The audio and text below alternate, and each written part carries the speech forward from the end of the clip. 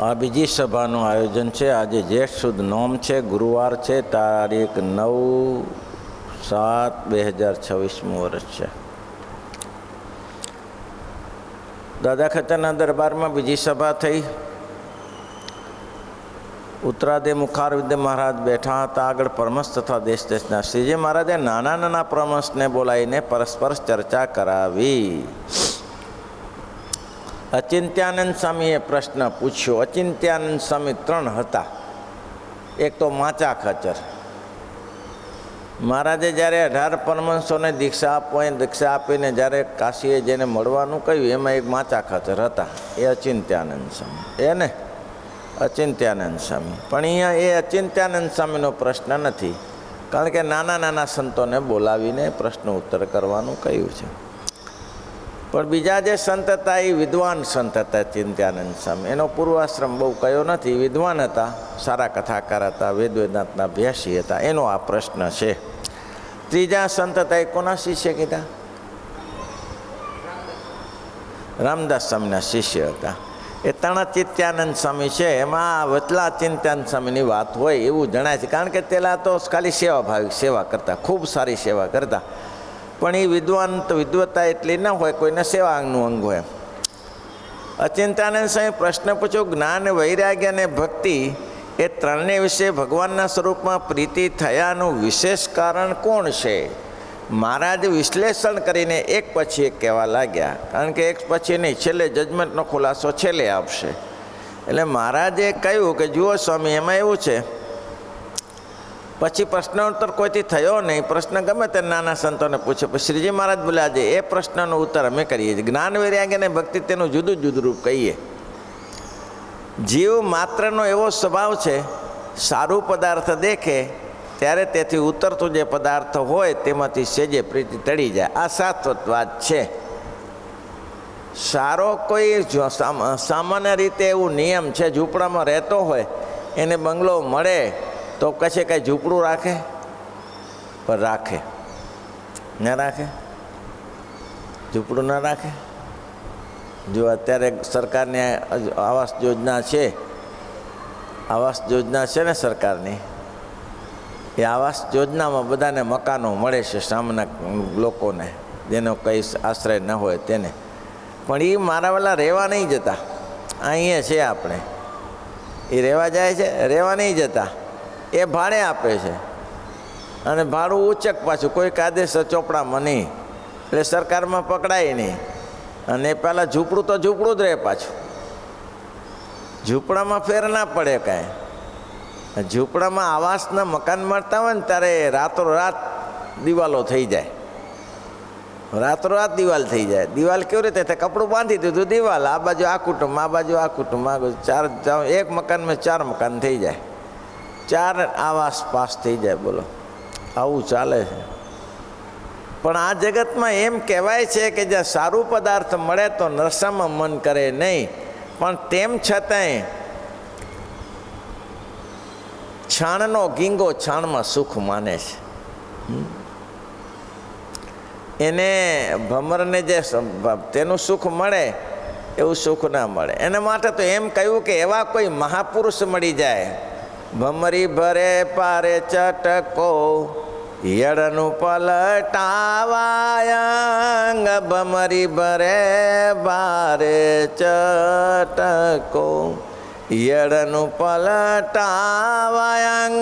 સંત વચન કટુક હે, સંત વચન કટુક. આપવાય આપનો રંગ, સંત વિના સાચી કોણ કહે, સંત વિના સાચી. એને કોઈ એવો માણસ મળી જાય, એને સમજાવે કે ભલા માણસ શું કરવા ગટરમાં પડ્યો રહેશે? સારી જગ્યાએ તને સરકારે આપી છે તો એમાં વાસ કર, તારા જીવનમાં છે ત્યાં સુધી. પણ એ કરી ના શકે. એનું કારણ શું છે? જેમ ભમરાને, જેમ ગીંગાને છાણની મહત્તા હતી, એને માન્યું છે કે હા આના જેવું મા સુખ કોઈ નથી. છાણમાં જે મા સુખ છે ને એવું કોઈ સુખ નથી, એટલે કરી ન શકે. આ સામાન્ય જ્ઞાતિના લોકો છે એમાંથી આગળ વધી શકતા નથી કે આપણે માં સુખિયા છીએ. જૂની એક વાત છે, કેસરા મુખી થઈ ગયા દહીંસરા ગામમાં. એટલે કેસરા મુખી ભગવાનના એકાંતિક ભક્ત તે વહેલી સવારે હે નાથ, હે કૃપા સિંધુ, હે દયા સિંધુ, અવતારના અવતારી સર્વોપરી શ્રી સહજાનંદ સ્વામી કલિદોષ નિવારકત ધર્મ ભક્તિ ધર્માત્મજ યોગ કલા પ્રવૃત્તય એવી ભગવાનના નામનું ઉચ્ચારણ કરતાં કરતાં ગુણાતીતાન સ્વામી લખ્યું ને કે આ નામનું ઉચ્ચારણ કરવો. બસ વર્ણિ વેશ દર્શનમ શાલાગ્રમ તુષાહર બ્રહ્મ વિદ્યા પ્રતક ધમો ધારણ પતિત પાવન શરણ શરણ શુદ્ધેકાંતિક ધર્મ પ્રવર્તક. ભગવાન કેવા છે? નિષ્કામ ભક્ત વલ્લભ ભક્ત વલ્લભ. નૈષ્ટિકાગ્રણી હરિકૃષ્ણ હરિ ઘનશ્યામ હે હરે, હે સ્વામિનારાયણ ધર્મ ધુરંધર, હે સર્વજીવિતા સહજાનંદ સ્વામી. આ ભગવાનના નામનું ઉચ્ચારણ કરતા કેસરા મૂકી જાય વહેલી સવારે. એટલે એક તેની દેવીપુત્રમાં એક બેન હશે, એના છોકરાને કે પીટિયા મારે ત્યાં જન્મ્યો એટલે જલસા કરે છે, મારે ત્યાં જન્મ્યો તો જલસા કરે છે. એ 8-9 વાગે ઉઠીએ અને ગામમાં જઈને માગી લાવીએ, એ તરતનું જમવા મળે અને મોજ. આ જોતો ખરો, જોવા સવારે 4 વાગે બરાડા પાડે છે. પેલો બોલો, સવારે 4 વાગે બરાડા પાડે છે. હે કોણ ભીને ત્યાં જન્મ્યો હોય ને તો આવી હાલત થાય.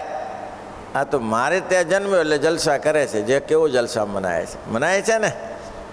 કેસરા મુખીની વાત છે ભાઈ, દહીસરાના કેસરા મુખીએ સાંભળીને આ વાત લખી છે કે આવું લોકો માને. હું જાણું લોકડિયા રે કાલ, હું જાણું લોકડી લોક કહે છે મને કાલી રે, લોક કહે છે મને કાલી. એ થઈ મતવાલી કાનુડા કેણે ચાલી રે, થઈ મતવાલી. લોક કહે છે મને કાલી રે, પણ સામીએ જે ચાલે કાનુડાની કેણે, જે ચાલે કાનુડાની કેણે, તેની ખેપ ન જાય કદી ખાલી રે, ખેપ ન જાય કદી.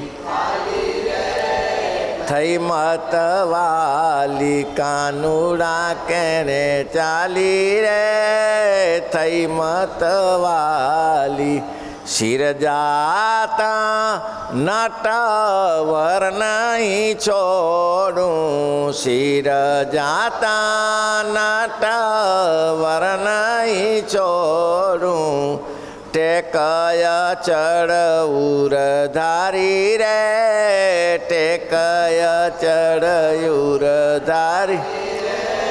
થઈ મતવાલી કાનુડા કેણે ચાલી રે, થઈ મતવા.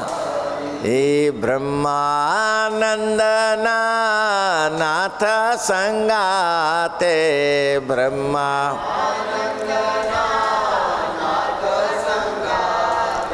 એ લાગી છે રંગડાની તાળી રે, થઈ મતવાલી. લાગી છે રંગડાની તાળી રે, થઈ મતવાલી કાનુડા કેણે ચાલી રે, થઈ મત. કેટલી આબે હુબ કડીઓ લખી છે.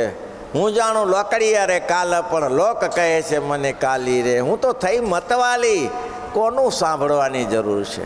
એને માય પડ્યા તે માં સુખ માને ડાજણારા ડાજે.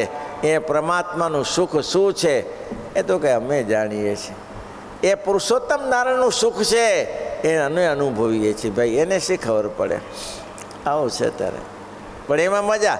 પણ એમ કે છે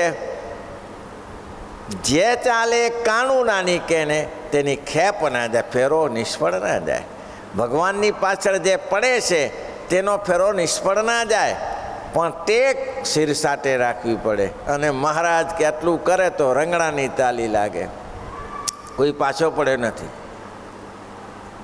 અને એટલા માટે આપણે કહીએ છીએ ને, હરિને ભજતા હજુ કોઈની લાજ જતા નથી જાણી રે. હરિને ભજતા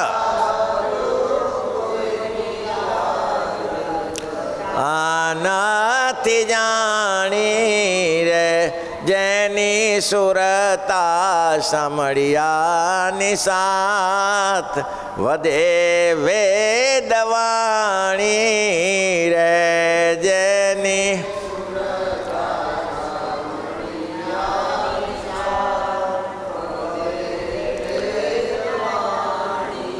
આવો પક્ષ છે. આ જગતના લોકો આમ જ સુખ માને છે, ખાવું પીવું ને જલસા કરવા એ જ સુખ માને છે. પણ આ વાત ઉપર ઉતરી શકતા નથી. મહારાજ કે એ સુખ માને છે, પણ પોતાની રીતે સુખ માને છે. શું માને છે? હે ખાવું પીવું તાગડથી ના કરો, જલસા કરો, સ્ત્રી પુત્ર પત્ની છોકરા એમ જ મજા માણે છે. પણ મહારાજ કે એને સાચું સુખ ઓળખાતું નથી. જેવું છે તે ઓળખાતું નથી. આ ભમરનું દર્શનાંત આપ્યું ને, મિત્રતા તો થઈ ભમરની ગીંગાને, પણ પોતાની ગોળીઓ ભરી રાખે છે. સંતોનો સમાગમ થાય ને ગોળીઓ ભરી રાખો તો અસર. ઘણા નથી કહેતા કેટલા વર્ષ સુધી સ્વામીજી જોડે બેઠો, કોઈ અસર નથી. ના, અસર ન થાય. વિષયની ગોળીઓ ભરીને બેઠો છે. એક પૂરા વિષયની ગોળી કાઢી નાખવી પડે. ભમરાએ ગીંગાને પાણીમાં નાખવાનો શું કરીને જે મળની ગોળીઓ, છાણની ગોળી નીકળી ગઈ. પછી બગીચા ઉપર બેસાડ્યો. આહા પછી આહા થાય. આ જેવા છે એવો પરમાત્માને જુએ ત્યારે છે. એટલે મહારાજ કે જીવ માત્રનો સ્વભાવ છે, સારું પદાર્થ દેખે ત્યારે તેથી ઉતરતું જે પદાર્થ હોય તેમાંથી સેજે પ્રીતિ ટળી જાય. માટે ભગવાનનું અક્ષરધામ છે, તેને વિશે જે સુખ છે તેની આગળ જે માયિક સુખ છે તે તો નકલ જેવા છે. નકલ સમજો છો? કોપી જેવા છે. એના અક્ષરધામની આગળ જે જગતના સુખ છે તો કોપી કર્યા બરાબર છે. એમાં કાંઈ વરાય નહીં. કોપી કરનારા માણસ ભલી વાર ન લાવે. કદાચ ને થઈ ગયો હોય, કદાચ સારો પાસ થઈ ગયો હોય તો એ એમને એમ રહે. મેં ઘણાએ કોપી કરીને સારી રીતે પાસ થનારા જોયા છે, પણ એની ગતિ કોઈ નહીં, ત્યાં ને ત્યાં રહે. પેલો ભલે સામાન્ય માર્ગ લાવતો હોય પણ દુનિયાને ફેદીને આગળ વધી જાય.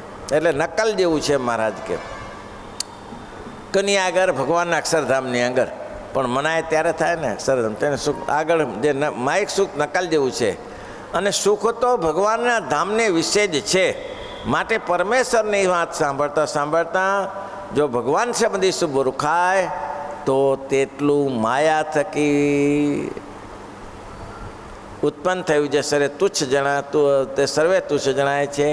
ત્રાંબાનો પૈસો કઈ પુરુષના હાથમાં હોય તેને જ્યારે પૈસા સાટે સોનામોર કોઈ આપે ત્યારે તાંબાના પૈસામાંથી હેત ઉતરી જાય. એવી રીતે જ્યારે ભગવાન સંબંધી સુખમાં દૃષ્ટિ પહોંચે ત્યારે જેટલું માયિક સુખ છે તે થકી વૈરાગ્ય પામે છે.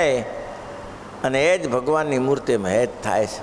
વૈરાગ્ય કરવા માટે છે કયું? જો પેલું જોવાનું આ જગતમાં સુખ છે તો કે નથી, ખાલી મનાય છે. આ જગતનું સુખ ખાલી મનાય છે પણ છે નહીં. સુખ શું છે? પહેલે સ્વામી લખ્યું, રે શ્યામ તમે સાચું નાણું, રે શ્યામ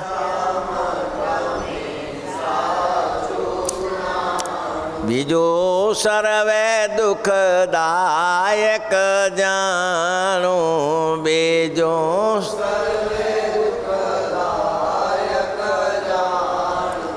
રે શ્યામ તમે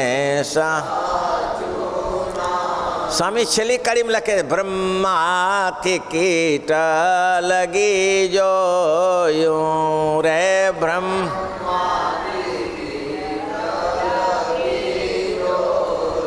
જૂઠો સુખ જાણીને વગોયું, જૂઠો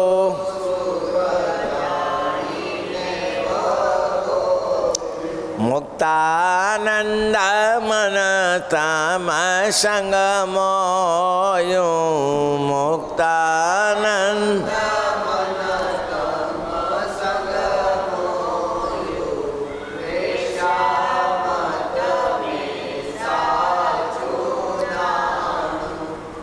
આ સમજાવવું જોઈએ. મુક્તાનંદ સ્વામીને સમજાઈ ગયું કે બ્રહ્માથી કીટ લાગી, છોકરાને પરણાવ્યો, મોજ મજા થઈ, ધામધૂમથી પૈસા ખર્ચ્યા, 6 મહિના ત્યાં હરખું ના આવ્યું.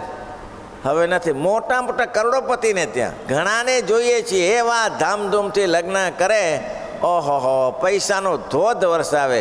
એક હરામ જો કંઈ ધર્માદામાં 25 રૂપિયા આપ્યા હોય તો, અને આમાં 50 લાખની 5 કરોડ વાપરી નાખે લગ્નમાં. અરે 1 જ વાર છોકરો પરણાવવાનો છે ને, ત્યારે આ 1 જ વાર મનુષ્ય જન્મ આવ્યો છે.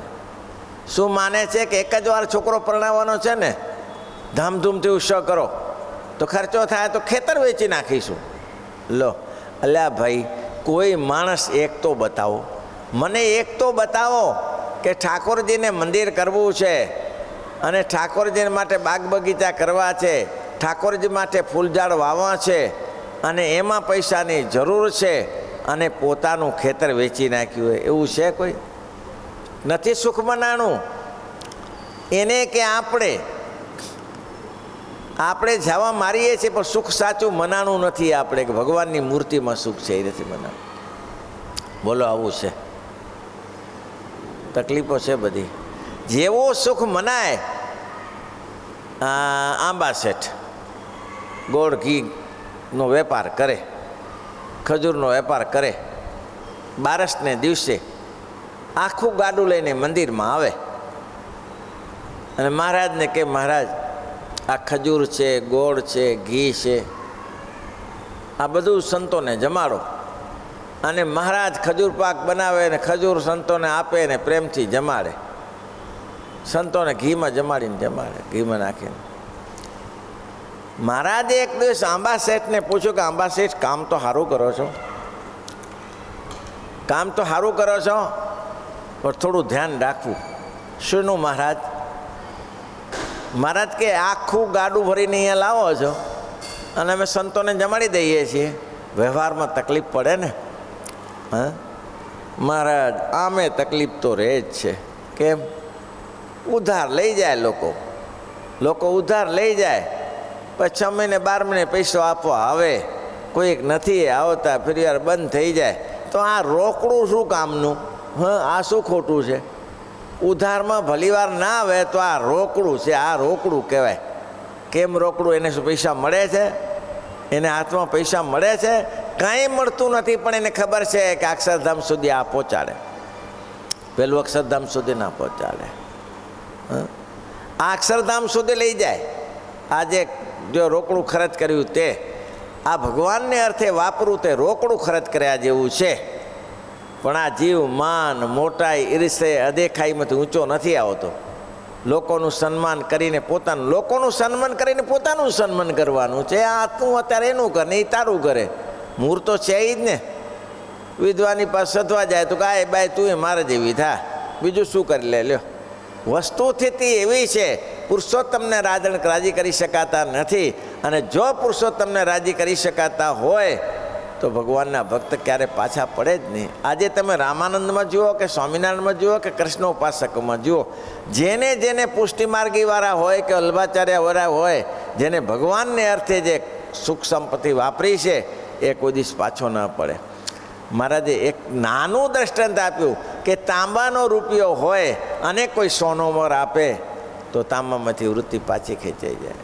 એમાં ના દેખાય. તાંબામાં રુચિ રહે નહીં. તાંબાના પૈસામાં પહેલો મળતો તાંબાનો પૈસો અત્યારે જોયો નહીં હોય. તાંબાનો આટલો ઢીંગલો હતો, લાલ, થોડો મોટો હતો, એ તાંબાનો પૈસો હતો. એ તાંબાના પૈસા મળે એને કરતાં સોના મોર મળે તો, સોનાનો સિક્કો મળે તો કે ના રે, મારું તો વારસાઈમાં જે આવ્યું તે જ મારે રાખવાનું છે. તો રાખે સોનાનો, તાંબાનો સિક્કો રાખે કે સોનાનો સિક્કો રાખે? શું રાખે? એમાં માલ મનાયો છે. એટલા માટે મહારાજ કે અક્ષરધામ છે, એ અક્ષરધામમાં જો જીવને માલ મનાય તો કેમ ના લાગી પડે? અક્ષરધામમાં જીવને માલ મનાય તો લાગી કેમ ના પડે? જામી પડે. કરી લો, જય હોમ કરીને પડી જવું છે. માનો કે કોઈ જગ્યાએ તમને બિઝનેસ મળ્યો અને 4 મહિનામાં તમે કામ કરી જાઓ તો તમને 50 લાખ વધારાનો આપીશ, તો કેવો રાત્રિ દિવસ લટકી લટકીને મથે છે. આને બોલાવશે તેને બોલાવશે, આમ બોલાવશે તેમ. રાત્રિ દિવસ કેમ મહેનત કરે છે? શું કરવા મહેનત કરે છે? તો એને ખબર છે કેટલા પૈસા 50 લાખ રૂપિયા મળી જશે જો પૂરું થઈ જશે તો. ઊંઘ તો નહીં હોય એટલી મહેનત કરતો હશે. કરે છે ને ભાઈ. તેમાં પુરુષોત્તમ નારાયણનું અક્ષરધામ મેળવવું છે અને કરોડો રૂપિયા મેળવવા છે, શ્રીજી મહારાજની મૂર્તિનું સુખ મેળવવું છે. એવો જ્યારે થાય ત્યારે લાગી પડે સંતો.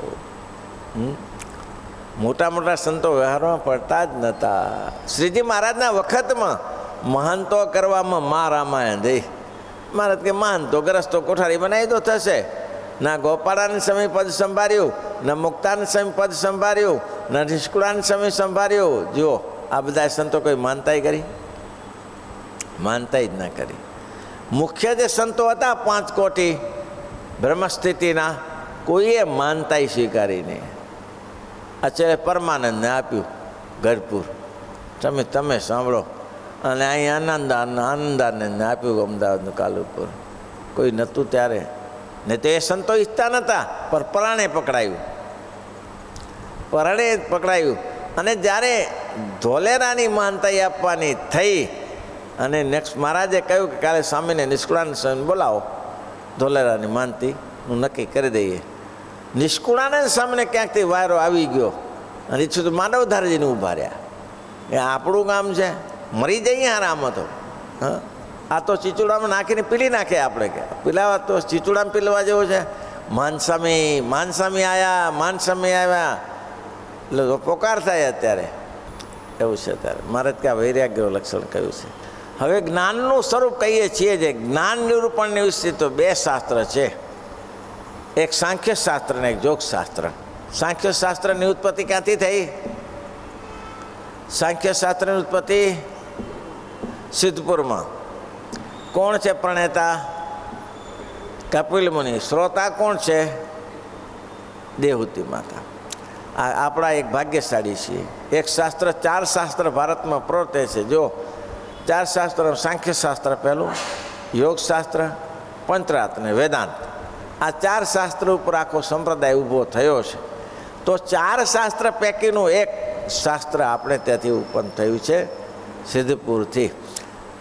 અને આપણે ગુજરાતમાં તો ભાગ્યશાળી છીએ પાછા. 4 સરોવર છે. કયા 4 સરોવર? બોલો. પવિત્ર સ્થળ 4 સરોવર કીધા છે.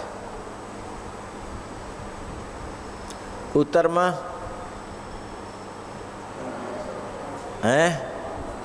ઉત્તરમાં માન સરોવર, બરાબર છે.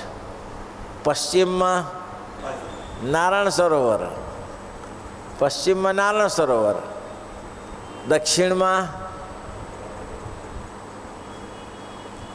4 સરોવર છે. પવિત્ર સ્થાન કહેવાય છે. ભારતના 4 સરોવર ને બહુ મહત્વ આપ્યું છે. દક્ષિણમાં મેં દિશા તો બતાવી, પંપા સરોવર એટલે કે ટીમોરો નહીં ચાલતા અંદર, પણ બધા કારણિક સરોવર છે, ભગવાનના પ્રસાદીના સ્થળો પર છે. પંપા સરોવર. બાકી રહ્યું ઉત્તરમાં સિદ્ધપુર. કેટલા ભાગ્યશાળી છીએ ગુજરાત. 2 સ્થાન તો ખાલી આપણે, 2 સરોવરો તો આપણે પ્રસાદીને મળ્યા છે. બિંદુ સરોવરે ગુજરાતમાં અને નારાયણ સરોવરે ગુજરાતમાં. MP તીરસ પાસે છે પંપા સરોવર. તો આ 4 સ્થળ પવિત્રના છે. તો એવું સાંખ્ય શાસ્ત્ર છે, એ આપણે ત્યાં થયું. સાંખ્ય શાસ્ત્રનો ઉદય આપણે ત્યાંથી થયો છે, એટલે કે સિદ્ધપુરમાંથી. અને સિદ્ધપુરમાં હરિકૃષ્ણ મહારાજનું, ભગવાન હરિકૃષ્ણ મહારાજ બહુ ચમત્કારી છે. જેટલા લોકો જાય છે એની બધાની મનોકામના હરિકૃષ્ણ મહારાજ પૂરી કરે છે. જેટલા જાય છે એની મનોકામના હરિકૃષ્ણ મહારાજ પૂરી કરે છે. આપણે જ કહીએ છીએ કે પ્રતિષ્ઠા થઈ ત્યારે 50 લાખનું દેવું હતું, 49 લાખનું. આ કાઠું પડી જાય એવું હતું. પણ જ્યારે ઉત્સવ પૂરો થયો ત્યારે હરિકૃષ્ણ મહારાજે 5 લાખ પ્લસ્તર મૂકી દીધા. બોલો કેવી રીતે હરિકૃષ્ણ મહારાજે યુક્તિ કરી, આપણે કરીએ ન શકીએ. આવી બધી યુક્તિ કુદરતી જ. બોલો એક ભાઈ આવ્યો કે ભાઈ કે સ્વામીજી, એને ભગવાને જ પ્રેરણા કરી હશે ને બધું. બોલો આ હરિકૃષ્ણ મહારાજ જૂના મંદિરમાંથી લાવ્યા, 125 વર્ષ થયા અને અત્યારે અહીંયા બિરાજે છે, અને પછી પ્રતિષ્ઠા થઈ જશે, પછી તો પધરામણી તો નહીં થાય, પછી કોણ પધરામણી કરે? તે મેં કીધું શું કરવાનું? તો કે આપ મારા ઘરે જો લઈ આવતા હો તો હું 25,000ની સેવા કરું. કે સાદું સીધું છે. અને મેં કીધું 25,000 ક્યાંથી? તે દિવસે 25,000ની કેટલી કિંમત હતી? મેં કીધું કાંઈક કરીએ વ્યવસ્થા. મૂર્તિ ભારે છે ને, પાછી લઈ જવી કાંઠે છે ને. એમાં અનુપમ સ્વામી આવ્યા ત્યાંથી ઊંઝાથી ને સ્ટેન્ડ બનાવી આપ્યું ને પાલખી બનાવી આપી ને પછી ચાલુ કર્યું. તે પછી તો ભાઈ પધરામણીઓ ચાલુથી 30-35 તો ઊંઝામાં જ થઈ ગઈ. હા, બધા નક્કી કર્યું કે ભાઈ જ્યાં હરિકૃષ્ણ મહારાજ તો બહુ ભારે છે, આ જેના ઘરે આવે તેને ભાઈ 25,000ની સેવા કરવાની. તે એટલું થઈ. પછી બિલિયાવાળા છોડતા હશે કે અમે શું ગુનો કર્યો ત્યારે? તે 40-50 પધરામણી ત્યાં કરી દીધી ઠાકોરજીને. અને પછી ઉસવણીઓ કરીને આ કર્યું ને તે કર્યું ને. હરિકૃષ્ણ મહારાજ બહુ દયાળુ છે, એટલા માટે સંતોને કહું, સંતો 15 દિવસે મહિને દિવસે આપણે હરિકૃષ્ણ મહારાજને રાજી રાખવા. મહંત શું કરે છે આપણે જોવાની જરૂર નથી, પણ આપણે તો હરિકૃષ્ણ મહારાજ અને આપણે એટલું ધ્યાન રાખીને ભજન કર્યા કરવાનું. અને હરિકૃષ્ણ મહારાજ માટે વાઘા કરી દેવા. હરિકૃષ્ણ મહારાજ એ કોઈ વ્યક્તિ નહીં જોવાની, ભગવાન જોવાના, એના માટે ફ્રૂટ આપવાના, એના માટે રસોઈ પાણી કરવાની. કોઈ કહે કે મને આ 25,000 જોઈએ છે તો ઠાકોરજી માટે, ક્યારે હરિકૃષ્ણ મહારાજ માટે ના. કે આપણે ઊભા છીએ ને હરિકૃષ્ણ મહારાજને પ્રતાપે ઊભા છીએ, નહીં તો ક્યાંક ખોઈ ગયા. આપણે અત્યારે એક અને કલોલમાં સિદ્ધ થઈને બેઠાથી સ્થિર થઈને બેઠા છીએ, હરિકૃષ્ણ મહારાજને પ્રતાપે બેઠા છીએ, નહીં તો ક્યાંય ખોવાઈ ગયા હોઈએ. એવી આપતકાળમાં હરિકૃષ્ણ મહારાજની સેવા કરેલી અને હરિકૃષ્ણ મહારાજને લાજ રાખેલી, ત્યારે આપણી સેવા ચાલતી હતી ત્યાં. એટલે આ સિદ્ધપુર પવિત્ર જગ્યા છે અને એવા જ હરિકૃષ્ણ મહારાજ ચમત્કારી છે. અને સિદ્ધપુરમાં ભૂદેવો પહેલે ઝઘડા કરી લેશે, સિદ્ધપુરનો ઝઘડા કરી લેશે કે મારું જજમાન છે આ છે. એક ફરા જજમાન વૃત્તિમાં બેઠા પછી શ્રાદ્ધ નહીં બગાડે. ભૂદેવો શ્રાદ્ધ નહીં બગાડે ક્યારે. ભૂદેવો શ્રાદ્ધ બહુ અફલાતુન 2-3 કલાક સુધી શાંતિથી કરશે. એ ભગવાનની કૃપા છે. ભક્તજનો આ વૈજ્ઞાનિક લક્ષણ કીધું. આવતે સાથે હવે સાંખ્યશાસ્ત્ર, બીજું યોગશાસ્ત્ર છે. યોગશાસ્ત્રની કાલે આપણે ચર્ચા કરીશું. શ્રીપતિમ શ્રીધરમ સર્વદેવ.